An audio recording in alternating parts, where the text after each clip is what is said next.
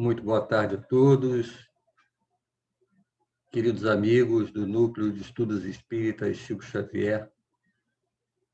Nos encontramos mais uma vez reunidos para realizarmos um estudo da doutrina dos Espíritos. Como sempre, em nossas reuniões, começamos com uma frase do nosso querido Chico Xavier. A frase de hoje é a seguinte: uma das mais belas lições que tenho aprendido com o sofrimento, não julgar, definitivamente não julgar quem quer que seja. A leitura inicial, para nos ajudar na harmonização para a reunião de hoje, é da obra Caminho, Verdade e Vida, de Emmanuel, psicografia de Chico Xavier, é a lição de número 46. Quem és? Há só um legislador e um juiz que pode salvar e destruir. Tu, porém, quem és que julgas a outrem? Está em Tiago, capítulo 4, versículo 12. O comentário de Emmanuel nos diz o seguinte: deveria existir, por parte do homem, grande cautela em emitir opiniões relativamente à incorreção alheia. Um parecer inconsciente ou leviano pode gerar desastres muito maiores que o erro dos outros, convertido em objeto de exame. Naturalmente, existem responsabilidades que exigem observações acuradas e pacientes daqueles a quem foram conferidas. Um administrador necessita analisar os elementos de composição humana que lhe integram a máquina dos serviços. Um magistrado, pago pelas economias do povo, é obrigado a examinar os problemas da paz ou da saúde sociais, deliberando com serenidade e justiça na defesa do bem coletivo.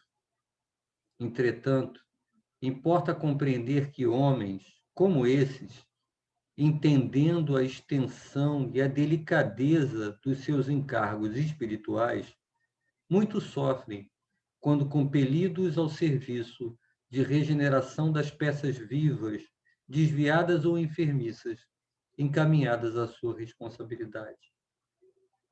Na estrada comum, no entanto, verifica-se grande excesso de pessoas viciadas na precipitação e na leviandade.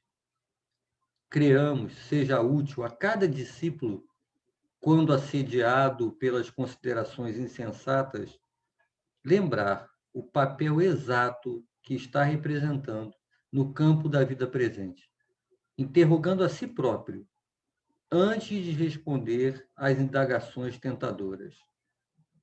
Será esse assunto do meu interesse? Quem sou? Estarei de fato em condições de julgar alguém? Bem, agora, jamais sintonizados com esse apoio que sempre recebemos, quando nos predispomos a estudar e aprender, a receber orientações valorosas, vamos à nossa prece, pedindo sempre o apoio necessário para que nestes momentos saibamos aproveitar a oportunidade de esclarecimento, para que em futuras reflexões, aplicando-as em nós mesmos, possamos avançar e progredir mais um pouco. Que assim seja, graças a Deus. Bem, o estudo da tarde de hoje é do Evangelho segundo o Espiritismo, capítulo 10, Bem-aventurados os que são misericordiosos, e que se inicia para nós hoje no item 11. Não julgueis para não serdes julgados.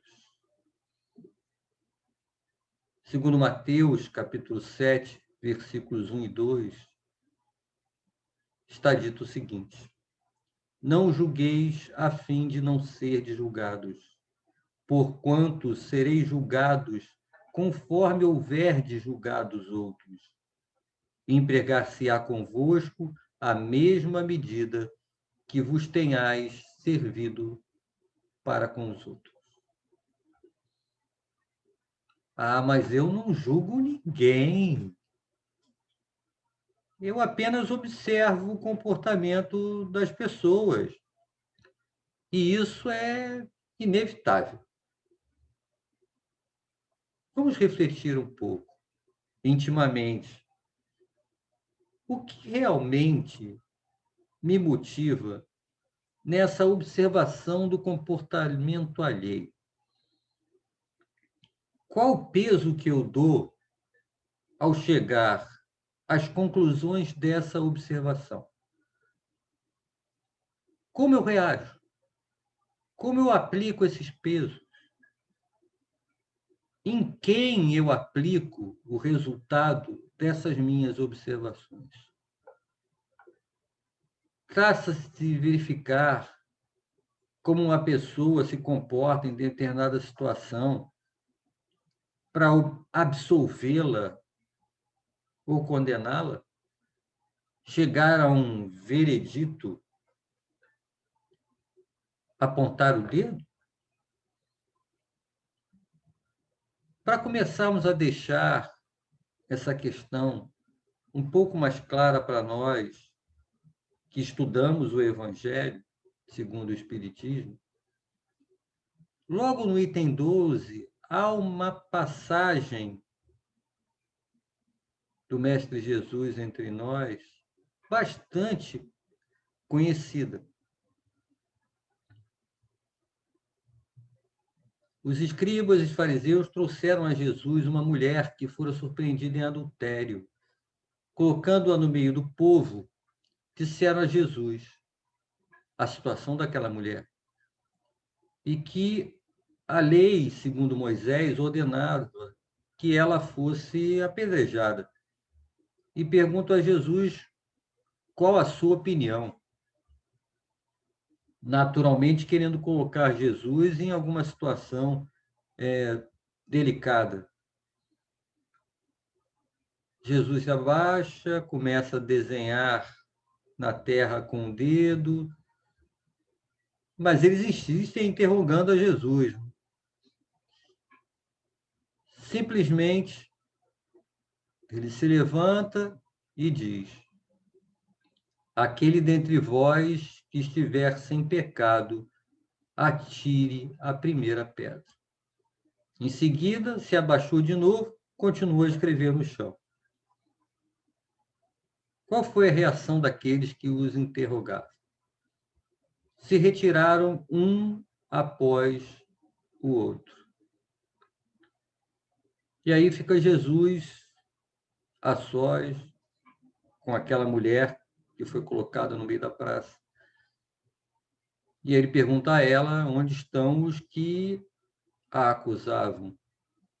Ninguém te condenou? Ela disse que não, Senhor. E ele fala, então, eu também não te condenarei. Vai-te de futuro, não tornes a pecar. Está lá em João, capítulo 8, versículos 3 a 11. Atire a primeira pedra aquele que estiver isento de pecado. No item 13 do Evangelho segundo o Espiritismo, nos aponta que isso faz, essa sentença de Jesus, faz da indulgência um dever de todos nós. Por quê? Porque não há ninguém que não necessite para si mesmo de indulgência. Nos ensina também que a gente não pode julgar os outros com severidade. A gente, às vezes, condena nos outros coisas, comportamentos, que com muita facilidade absolvemos em nós mesmos. A palavra-chave para ajustar esse comportamento é a indulgência. Da definição do dicionário, indulgência é disposição para perdoar culpas ou erros, clemência, misericórdia. É absorção de pena, ofensa ou dívida, desculpa, perdão. Vejam como essas coisas se entrelaçam. Perdão, misericórdia. Qual de nós não necessita de misericórdia, de perdão? Na questão 886 do Livro dos Espíritos, quando Kardec pergunta qual o verdadeiro sentido da palavra caridade, como entendia Jesus, a resposta é muito incisiva, marcante. Benevolência para com todos, indulgência para as imperfeições dos outros e perdão das ofensas. Se o outro tem as imperfeições dele, eu tenho as minhas. Se ele precisa de indulgência por causa de suas imperfeições, também precisarei por causa das minhas. E quando a nossa postura é, tudo bem, mas isso que ele fez de errado, eu nunca faria. Pode ser até que isso seja uma verdade agora, a essa altura da sua caminhada, que esse tipo de erro você não cometa mais, graças a Deus. Mas e no passado? Será que você não errou exatamente nisso? E não precisou da indulgência de outros, de muita ajuda, para poder prosseguir e chegar até onde se encontra hoje? Independente se esse erro você não comete mais, você continua cometendo erros, caminhando agora. Estamos todos muito longe da perfeição, da condição de cumprimento integral da lei de Deus. Em Obras Póstumas, Kardec, lá tem um capítulo, Orgulho e Egoísmo, e um item, suas causas, seus efeitos e os meios de destruí-los. Vale uma leitura bastante cuidadosa desse texto, integralmente. Mas eu quero trazer, assim, um pequeno trecho deles, que diz o seguinte: não podem os homens ser felizes se não viverem em paz, isto é, se não os animar um sentimento de benevolência, de indulgência e de condescendência recíprocas. Numa palavra, enquanto procurarem esmagar-se uns aos outros. A caridade e a fraternidade resumem todas as condições e todos os deveres sociais. Uma e outra, porém, pressupõem a abnegação. A abnegação é incompatível com o orgulho e o egoísmo. Logo, com esses vícios, não é possível a verdadeira fraternidade, nem, em consequência, a igualdade, nem liberdade, dado que o egoísta e o orgulhoso querem tudo para si. O que reforça a necessidade urgente de perseverarmos no combate ao orgulho e o egoísmo que carregamos. Existe uma obra belíssima chamada Livro da Esperança, com mensagem de Emmanuel, psicografia do Chico Xavier. Uma dessas lições desse livro é Na Luz da Indulgência. E assim ela nos fala: todos nós, espíritos imperfeitos, ainda arraigados à evolução na Terra, reclamamos concurso e compaixão um dos outros, mas nem sempre sabemos por nós mesmos quando surgimos necessitados de semelhante recurso. Em muitas circunstâncias, estamos cegos da reflexão, surdos do entendimento, paralíticos da sensibilidade e anestesiados na memória, sem perceber. O irmão da luta de ontem mostra-se hoje em plena abastança material, delirando na ambição desenfreada. Certo, aspiras vê-lo recambiado ao próprio equilíbrio, a fim de que o dinheiro lhe sirva de instrumento à felicidade. No entanto, para isso, não comeces por censurar-lhe o procedimento. Usa a indulgência e renova-lhe o modo de pensar e de ser. O amigo escalou a evidência pública, fazendo-se verdugo em nome da autoridade. Queres garantir-lhe o reajuste para que o poder lhe se erija em caminho de paz. Entretanto, não te deis a isso exibindo atitude condenatória. Usa, clareando-lhe o raciocínio. A jovem do teu convívio embriagou-se na ilusão, caindo em sucessivos abusos, a pretexto de mocidade. Justo aspires reentregá-la no harmonioso desenvolvimento das próprias faculdades, situando-a rumo de experiências de natureza superior. Todavia, por ajudá-la, não lhe reproves os sonhos. Usa a indulgência, amparando-lhe a meninice. O companheiro, em provas amargas, escorregou no desânimo e tombou em desespero. Claro que há nelas para ele o retorno à tranquilidade. No entanto, não te entregue às críticas que lhe agravariam a irritação. Usa a indulgência, oferecendo-lhe apoio.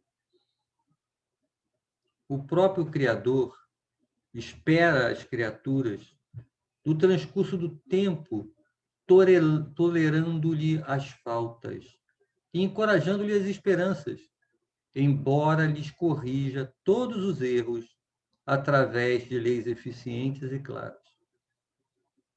Indiscutivelmente, ninguém constrói nada de bom sem responsabilidade e disciplina, advertência e firmeza, mas é imperioso considerar que toda boa obra roga auxílio a fim de aperfeiçoar. Pensa no bem e faze o bem.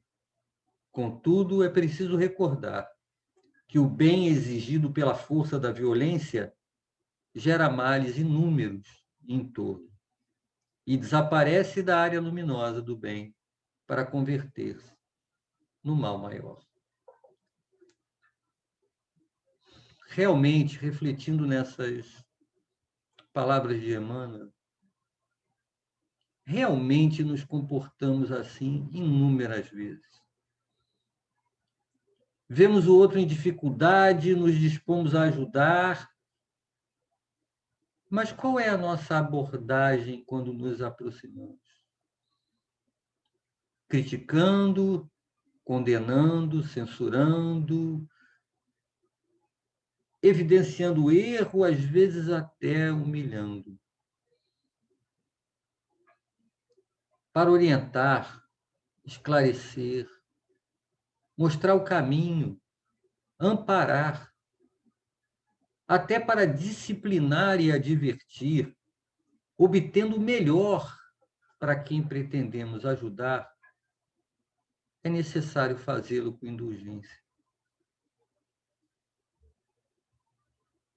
Ainda sobre a indulgência, que é em grande parte a base desse estudo de hoje, quando falamos sobre a questão da nossa postura ao julgar os outros. Desse mesmo capítulo do Evangelho, no capítulo 10, entre os itens 16 e 18, encontramos 3 instruções dos Espíritos. Uma delas é de José, um espírito protetor, a outra de João, bispo de Bordeaux, e a última do Fete, bispo de Neves. Olhando-as em conjunto, destaquei alguns apontamentos para apoio à nossa reflexão.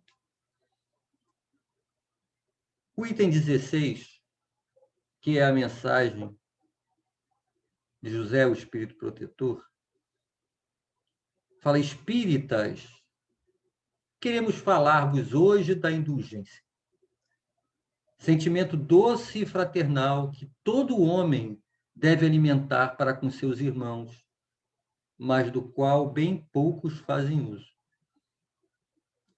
A indulgência não vê os defeitos de outrem, ou, se os vê, evita falar deles, divulgá-los. A indulgência jamais se ocupa com os maus atos de outrem, a menos que seja para prestar um serviço. Mas, mesmo nesse caso, tem todo o cuidado de os atenuar tanto quanto possível. E aí José, nesse espírito protetor, faz um questionamento. Ó homens, quando será que julgareis os vossos próprios corações, os vossos próprios pensamentos, os vossos próprios atos, sem vos ocupardes com o que fazem vossos irmãos? Quando só tereis olhares severos sobre vós mesmos? Sede, pois, severos para convosco, indulgentes para com os outros. Sede indulgentes, meus amigos, porquanto a indulgência atrai, acalma, ergue, ao passo que o rigor desanima, afasta e irrita. A outra instrução dos Espíritos, que é de João, bispo de Bordeaux, complementa dizendo: sede indulgentes com as faltas alheias, quaisquer que elas sejam. Não julgueis com severidade senão as vossas próprias ações, e o Senhor usará de indulgência para convosco, como de indulgência houverdes usado para com os outros. Sustentai os fortes, animai-os à perseverança. Fortalecei os fracos, mostrando-lhes a bondade de Deus, que leva em conta o menor arrependimento. Pregai, exemplificando essa caridade ativa, infatigável, que Jesus vos ensinou. E a terceira instrução dos Espíritos, do item 18, que pode parecer até repetitiva, mas entendo que seja para reforçar para nós um conceito muito importante e que ainda não praticamos tanto quanto deveríamos. Caros amigos, sede severos convosco, indulgentes para a fraqueza dos outros. Esta é uma prática da santa caridade que bem poucas pessoas observam. Todos vós tendes maus pendores a vencer, defeitos a corrigir, hábitos a modificar. Por que, então, a vez de ser tão clarividentes com relação ao próximo e tão cegos em relação a vós mesmos?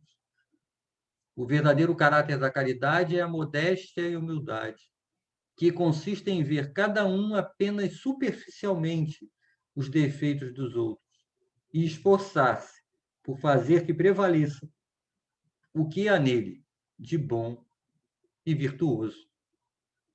Do Frete Bispo de Neves. Percebemos, então, que sem indulgência não há verdadeira caridade. E qualquer postura nossa de julgamento de nossos irmãos nos afasta dela. Nós ainda fazemos esse julgamento, às vezes, de forma velada, tentando nos justificar. De novo, não estou julgando, estou só observando o comportamento dela, para poder avaliar o que eu faria nessa situação. Aí tem aquelas horas que a gente faz assim, ó, viu, dona Joana? A Mariazinha reagiu assim quando o Pedrinho falou aquilo para ela. Não acho correto, eu não faria assim. Ora, meus amigos, queremos enganar quem? Precisava falar para a dona Joana e ainda por cima citar a Mariazinha e o Pedrinho? Se era para observar e guardar um ensinamento para mim, eu não comentaria com ninguém. E, além disso, intimamente não julgaria e muito menos condenaria o comportamento da Mariazinha. Até porque, além do mais, eu não sou a Mariazinha. As reações dela são naturalmente influenciadas, olhando Mariazinha como o espírito que é, pela sua história, sua trajetória, suas experiências, vivências, marcas, seus registros íntimos. Não há como comparar. Joana de Ângeles, numa obra Jesus e o Evangelho à luz da psicologia profunda, tem um capítulo sobre julgamentos. É bastante interessante. E ela aponta sobre a delicada questão do julgamento. É um dos mais complexos desafios que enfrenta a psicologia profunda, em razão de inúmeros fatos que se encontram subjacentes no ato, quase sempre perverso, de medir a conduta de outrem com recursos nem sempre próprios de ética, justiça e dignidade. Porque analisá-lo é defaçar o inconsciente daquele que se atribui o direito de penetrar na problemática do outro, ignorando várias causas difíceis de serem identificadas, porque são específicas, mantendo o comportamento, por sua vez, mais danoso, mais queredor de correção e censura do que aquele que no seu próximo pretende punir. O que Joana está enfatizando é que esse nosso comportamento muitas vezes é perverso, sim, de medir a conduta dos outros. Primeiro, pela nossa falta de indulgência ainda. Segundo, eu quero fazer uma medida do outro, tentando entrar no comportamento dele, e ignoro, naturalmente, várias causas difíceis de serem identificadas, porque são esses registros íntimos, muitas vezes decorrentes de experiências de várias reencarnações. Esse nosso olhar vai ser sempre muito limitado. E aí aplicamos uma severidade imensa para com o outro, tendo um olhar muito superficial da real situação.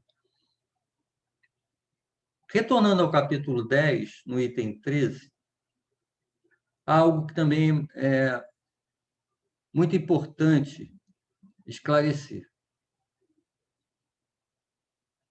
Nesse item 13, primeiro ele fala: antes de profigarmos a alguém uma falta, vejamos se a mesma censura não nos pode ser feita. Então, é aquele parecer, né, de eu acuso uma coisa no outro, mas, na verdade, eu faço a mesma coisa, só que eu me perdoo e condeno o outro. Mas, além dessa observação, ele aponta no Evangelho segundo o Espiritismo que, se a gente reprova a conduta de alguém, a gente pode ter duas motivações para fazer isso. Uma delas poderia ser de reprimir o mal. E a segunda, desacreditar a pessoa. Essa segunda, né, reprovar a conduta de alguém para desacreditar a pessoa, naturalmente não há desculpa nenhuma para se fazer isso, até porque ali só se encontra maledicência e maldade.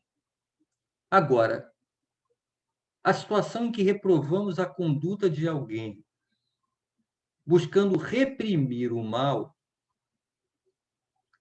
em algumas ocasiões, isso pode ser até um dever. Porque, para que haja condição de vida em sociedade, é necessário que se reprima o mal. Até para o progresso individual do espírito, se faz necessário isso.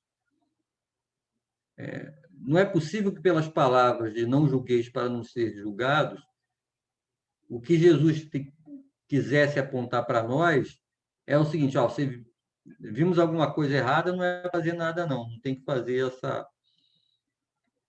Até porque ele mesmo, em algumas ocasiões, deu, através do seu comportamento, né, exemplos de que isso precisa ser feito.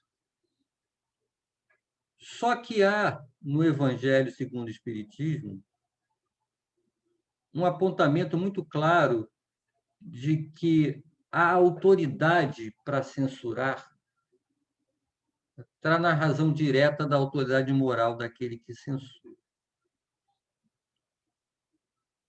Que, aos olhos de Deus, a única autoridade legítima é aquela que se apoia no exemplo que se dá do bem. Isso faz, para nós, uma ressalva importante, porque se eu vejo alguém, por exemplo, cometendo um crime, pelo meu papel na lei de sociedade, essa pessoa está prejudicando outros. Então, eu devo sim fazer uma ação dentro do que estiver ao meu alcance para reprimir aquele mal. Mas isso de forma alguma me dá o direito de julgar ou condenar aquele meu irmão, nesse sentido acusatório do peso da falta. Para ficar um pouco mais claro, né, qual deve ser a nossa postura perante aqueles que claramente caíram, que praticaram mal, tem algo além da indulgência que nós precisamos acionar em nós. E aí eu volto à mesma obra, Livro da Esperança, de Emmanuel, com uma outra lição que está lá. O título da lição é Compaixão Sempre. As orientações de Emmanuel são as seguintes. Perante o companheiro que te parece malfeitor, silencia e ampara sempre. Assim como existem pessoas aparentemente sadias, carregando enfermidades que apenas no futuro se farão evidentes para a intervenção necessária, há criaturas supostamente normais, portadoras de estranhos desequilíbrios, às quais se lhes debitamos gestos menos edificantes. Compadece-te, pois, e estende os braços para a obra do auxílio. Muitos daqueles que tombaram na indisciplina e na violência, acabando segregados nas casas de tratamento moral, guardam consigo os braseiros de angústia que lhes foram impostos em dolorosos processos obsessivos pelas mãos imponderáveis dos adversários desencarnados de outras existências.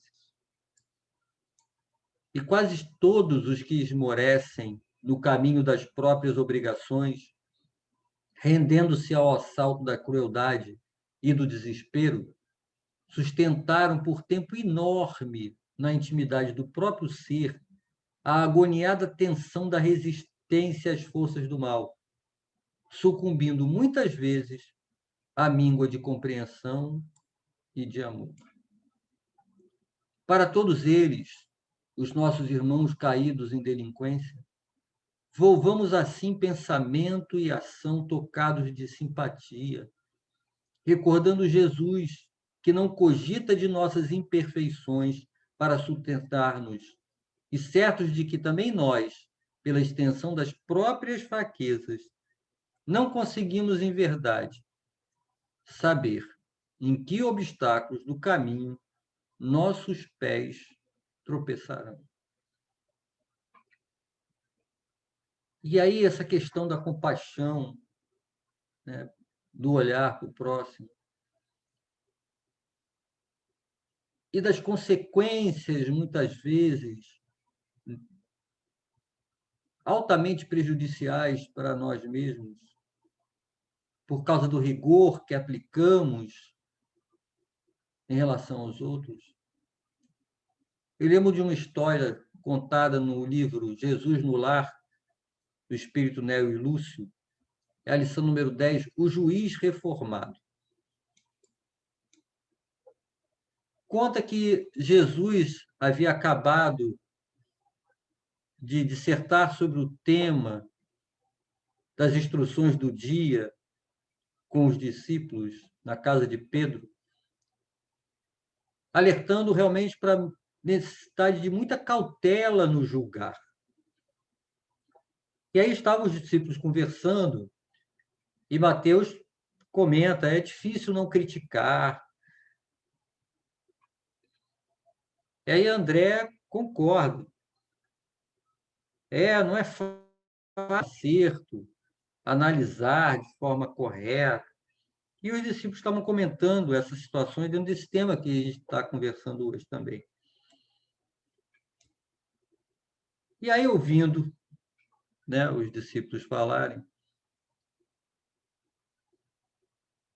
estavam falando sobre o direito de observar, de corrigir. E aí Jesus comenta: inegavelmente, homem algum poderá cumprir o mandato que lhe cabe no plano divino da vida, sem vigiar no caminho que se movimenta, sob os princípios da retidão. Todavia, é necessário não inclinar o espírito aos desvarios do sentimento, para não sermos vitimados por nós mesmos. Seremos julgados na medida que aplicarmos aos outros.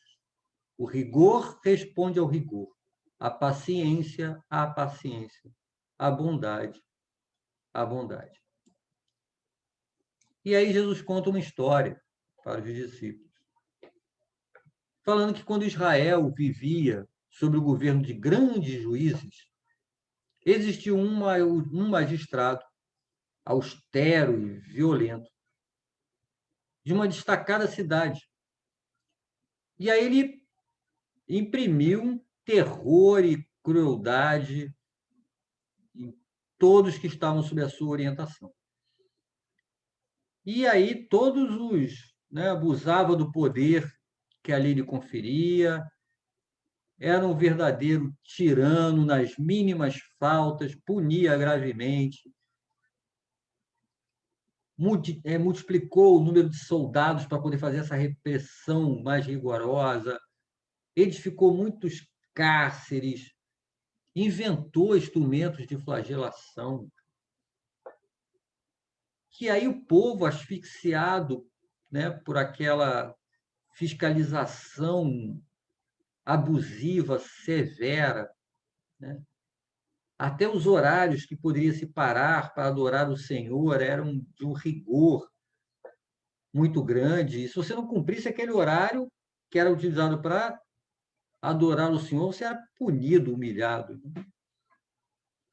Bem, e aí, trabalhando dessa forma, todos os subordinados, né, muitos deles talvez também naturalmente dando vazão, né, a umas tendências, né, similares, abusavam também da sua condição, né, aproveitando a sua condição.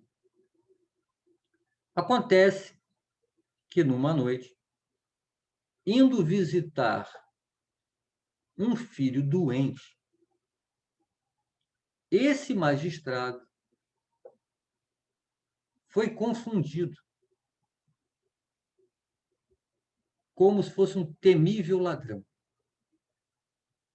E eles abordaram ele de uma forma, né, como ele mesmo havia ensinado e orientado. Não deu nem tempo dele conseguir se identificar. Tentou falar quem era, não acreditaram, e aí foi despejado dos bens, apanhou muito, sem piedade.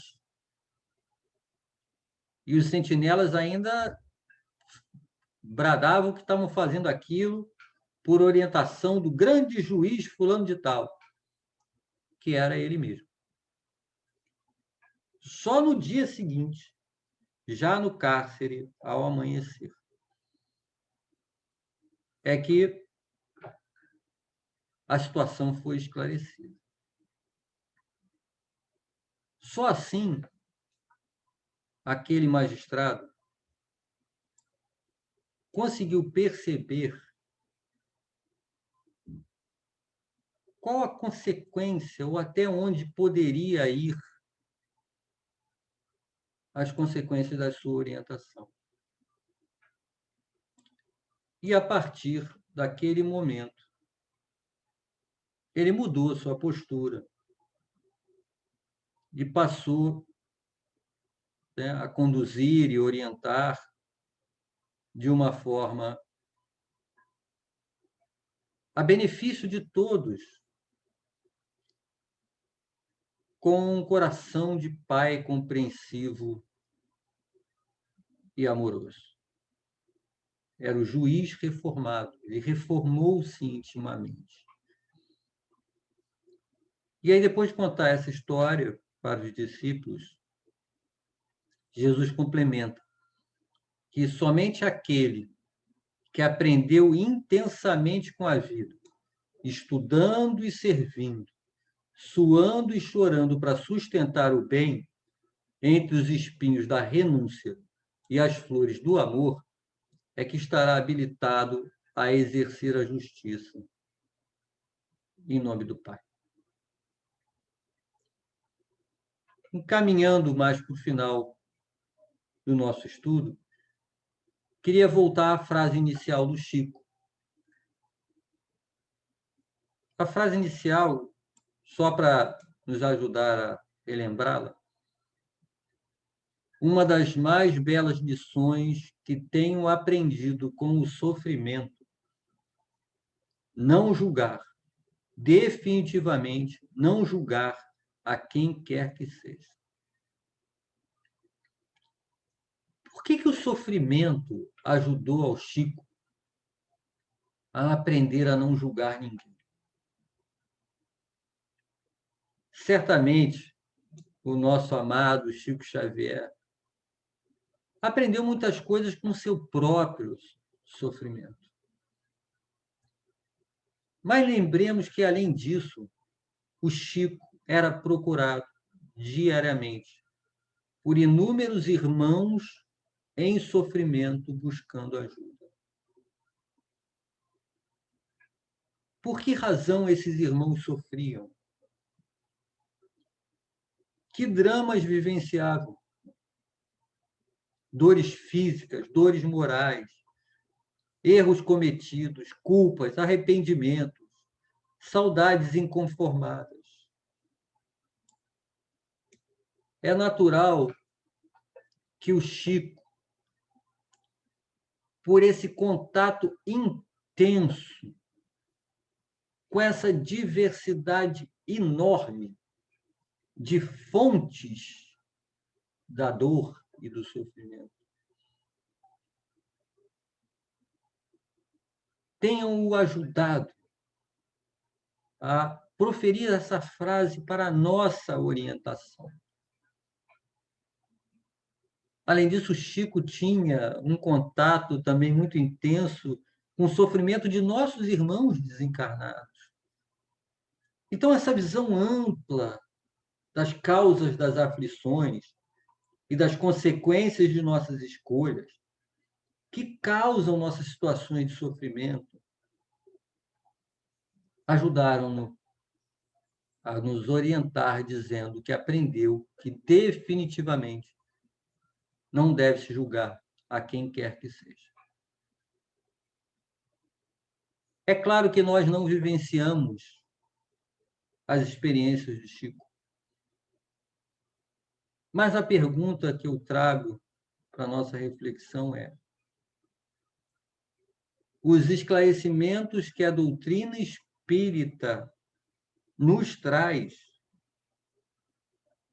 sobre reencarnação, justiça das aflições, causa das aflições, e o fato de termos como parâmetro a moral do Cristo, já não são o suficiente para nos dar o mesmo apoio? A conclusão que eu chego, meus queridos, tendo como parâmetro o meu próprio comportamento, é que julgamos muito aos outros porque nos falta uma quantidade suficiente das virtudes da indulgência e da compaixão. E se a conquista dessas virtudes, o resultado do nosso julgamento será sempre o veredito da condenação. Ainda utilizamos o recurso indevido do desculpismo, das faltas justificadas, para estender um frágil véu para encobrir o nosso próprio comportamento. Estejamos mais atentos, sinceramente, vigilantes, persistindo nos esforços de adequarmos o nosso comportamento às bases morais do Evangelho de Jesus. É para nós o caminho a seguir, a única alternativa válida. Não há tempo a perder. Fora da caridade, não há salvação. Agradecemos imensamente a todos que nos ajudam em nossa caminhada, nos alertando, nos orientando, nos sustentando, sendo indulgentes e plenos de compaixão para conosco. Pois sem esse apoio, não teríamos chegado até aqui e não conseguiríamos prosseguir caminhando na direção do nosso amado Mestre Jesus. Muito boa tarde a todos. Muito obrigado e até o nosso próximo encontro.